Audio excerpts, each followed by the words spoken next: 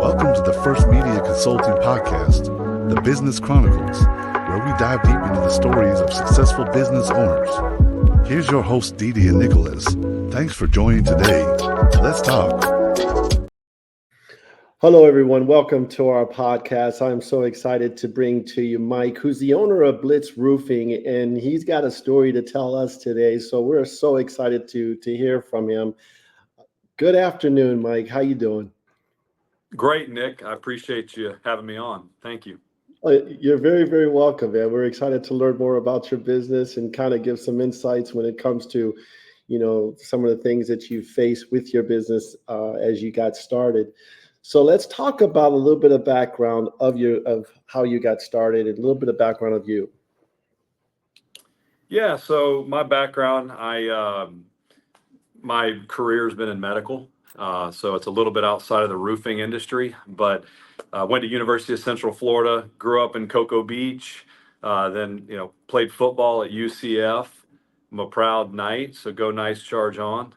There you go. And from that point, after I graduated UCF, I didn't know if I wanted to be a sports commentator. I was trying to make the NFL, had a lot of different things going on.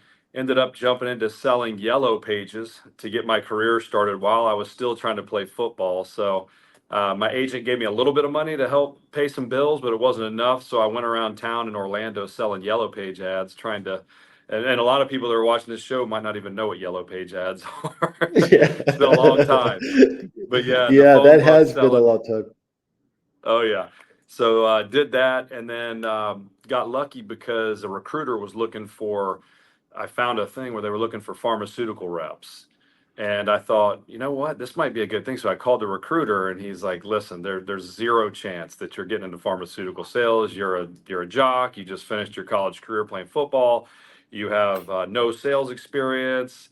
It's never going to happen. Well, about 3 weeks later, this recruiter called me and he's like, I'm shocked. You're a lucky guy. The hiring manager wants to talk to you and have a conversation. I said, that's great. So we got on the phone.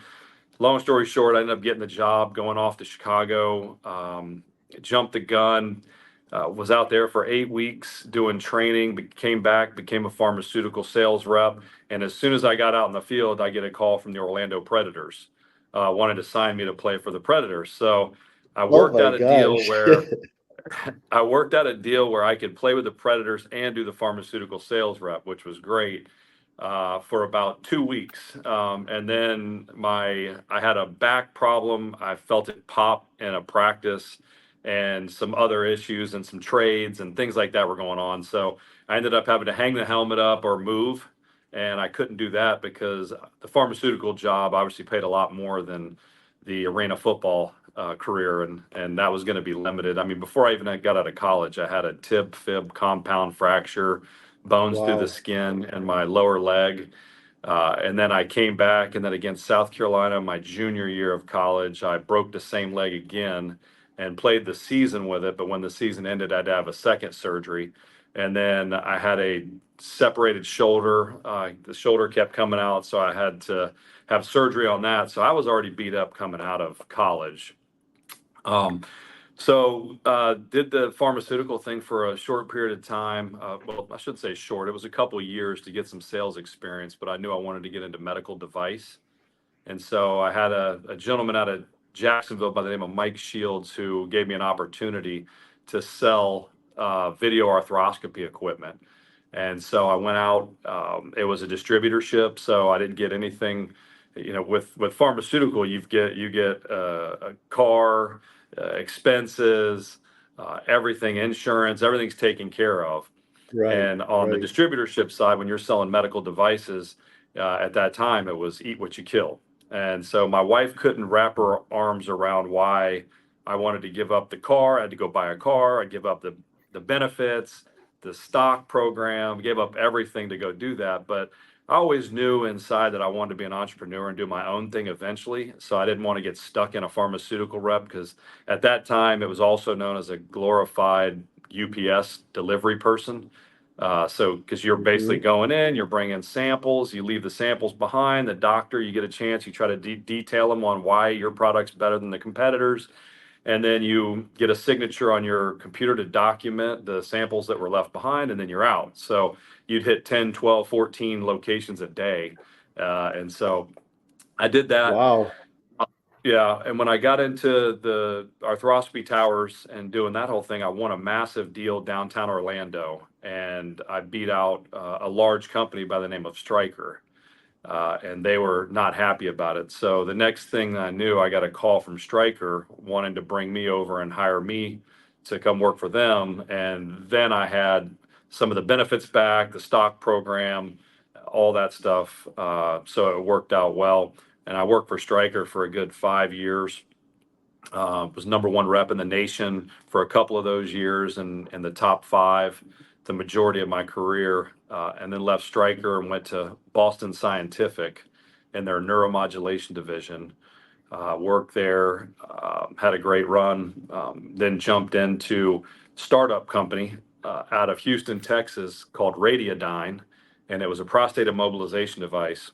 It wasn't very sexy, but it was a great product that was filling a good need, and it was some of my friends from Boston Scientific days that were actually running that company and had started it. So once again, I had kind of made it. I was making great money. Left Boston Scientific and took about an 80% pay cut with no benefits and nothing to go get in with a startup company out of Houston, Texas, and started helping to build that from the floor up. And it was really nice because it gave me a good opportunity to learn from other individuals that had started the company on the process of building the company from approval of the product all the way through. And the only experience I had before that was watching my dad, who was an entrepreneur as I grew up, and he owned fuel oil companies and ice companies in Lake City and Jacksonville. And so watching him and riding with his people and how he handled his employees, and everybody was equal, and some of the things that he taught me really helped me a lot in my career. But back to the Radiodyne company, we built that I was there for 4 years before I started my own finally, and I started a laboratory. So we started building the lab, had a great run the lab, sold the lab, then moved over into home healthcare and started a home healthcare company. Built that, sold that, and then went back to lab, and am currently building a lab. We're within the 7th year, and that's going great. It's called Nona Scientific. But during that process, now we get to today with the roofing side, and that's I started the roofing company with another couple guys that I'm pretty good friends with, and one of them actually works with me on the Nona Scientific side. He's my CEO that I hired for Nona Scientific. Wow. So I just threw up on you. My whole life really in 5 minutes. Well, no, there's so many things that you can take away from that, right? And I think the biggest thing was you didn't have any sales experience, right? And you were No. told no. You kept being told yeah. no, no, no, and then it would never happen. And then you got the job as a pharmaceutical sales, rep. And then I think the biggest thing in terms of a takeaway here is like, no matter how many times you're told no, or you can never do this, don't listen. If you're really passionate about it, you'll find a way to make it happen. Now, jumping forward now, tell us about the roofing business a little bit.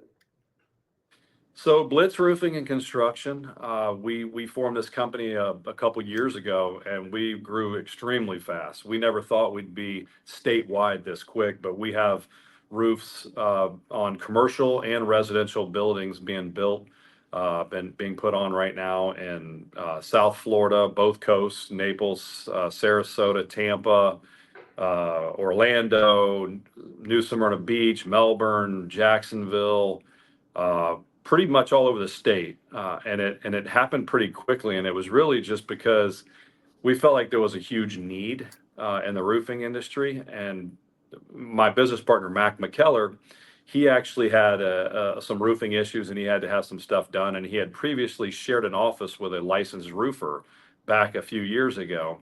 And I also had a roofing issue, and I needed some roofing work done. And we had to get a new roof. And I had 4 companies come out. He also had the same scenario. We had brought out a few companies pretty close to around the same time, and we weren't impressed at all. There was not a whole lot to it. There was very, very weak follow-up. The first thing everybody did was try to push a claim on us, and it was just car salesmen, over the top, very aggressive, insurance. And we thought, man, there's got to be better roofing companies out there than this. And so we just started kicking the tires a little bit and tried to do some homework. And he had a friend, like I said, that was a licensed roofer. And so we approached his friend, and we sat down and had several meetings. And like I always tell people, you don't always have to be the smartest guy in the room. You just have to surround yourself with smart people. Yes, I like that. You, I've heard that many times. yeah, and you don't have to have a license personally to do all the stuff that you want to do.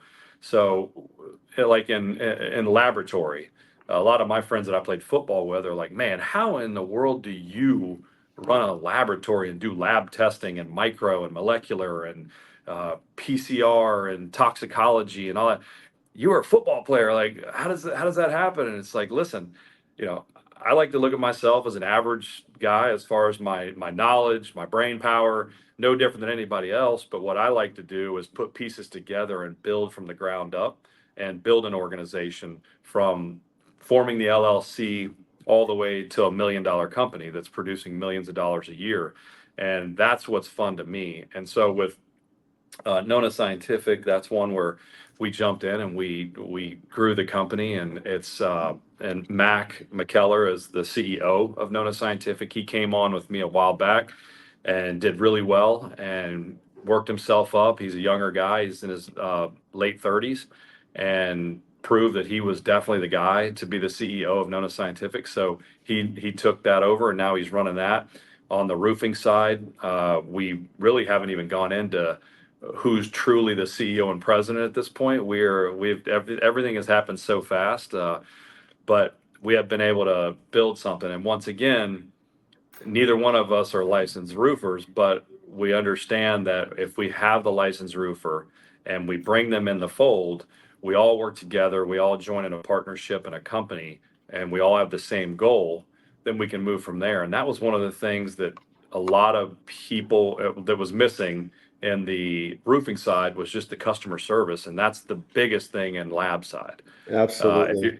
If you're not following up with a doctor after they call you and they've got a patient in the room and they don't understand a result, if you're not responding immediately, essentially, and this is how we have all of our salespeople trained, if you're not responding immediately, you're not gonna make it, because they have to have this. They don't have time to wait. They need results. They need to know what's going on, and they might not understand a result. So we have to be their right-hand people to help them and educate them on something they might not have seen on a result before.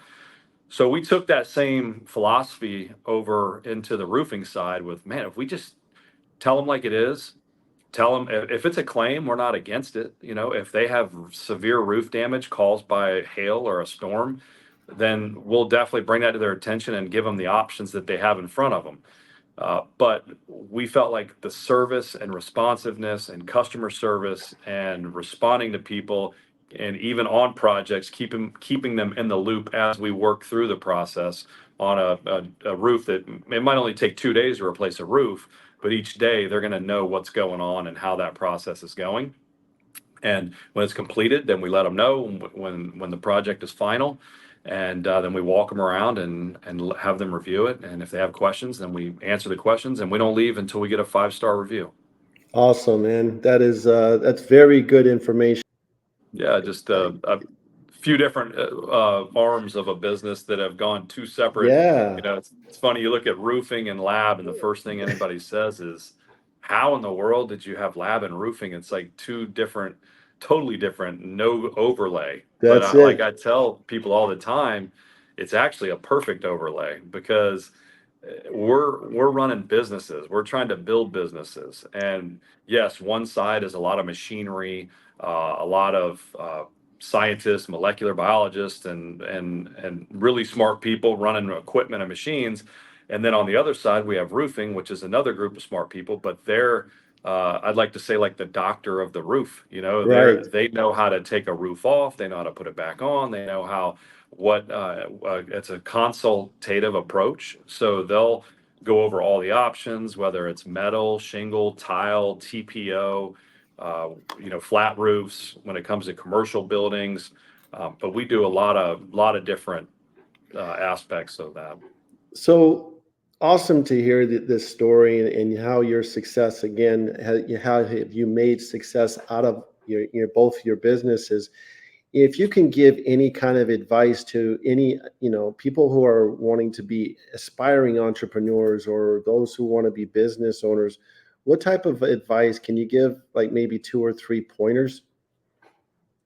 Yeah, as far as advice goes, I think that it's important to have the dream to be an entrepreneur, but I think it's also important to know when the right time is. A lot of people are really young. They want to be entrepreneurs. And look, it works for some people. If you find a niche and it works out great, it can work. So I'm not saying that it can't work, but sometimes it's almost good to just go out and get a little bit of work experience working for somebody, understanding it a little bit better. And I favor that more just because that's the path I took, is trying to Hmm. understand it from the inside out. I think your chance of success is massively increased if you've been in an organization and you've seen the things that you like and also that you don't like and that you might have done differently, but you don't have say because you're an employee and you might express something that you think should change. And you might have 5 levels of management above you that are all like, hey, listen, stay in your lane, do what you're supposed to do. I don't need to hear that. You're not the owner. We own it. Just do your job.